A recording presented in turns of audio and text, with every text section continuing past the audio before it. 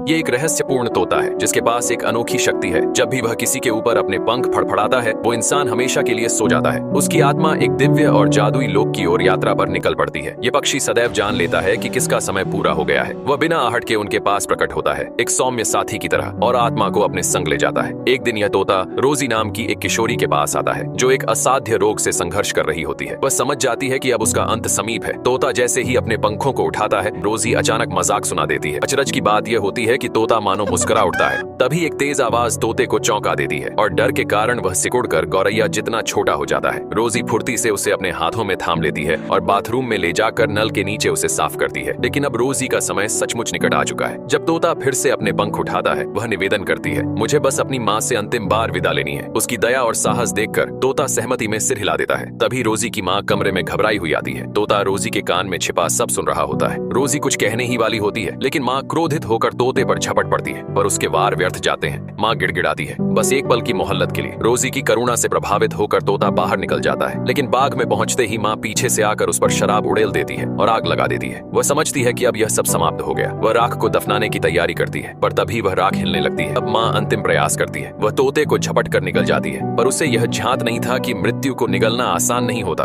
अगली सुबह रोजी को खिड़की पर कोई दस्तक सुनाई देती है। वह पर्दा हटाकर देखती है, वही तोता है, पर अब उसके शरीर के कुछ हिस्से गायब हैं। रोजी की आंखें फैल जाती हैं। वह नीचे दौड़ती है और वहीं ठिठक जाती है। उसकी माँ अब उतनी ही विशाल हो चुकी थी जितना कभी वह रहस्यमयी तोता था।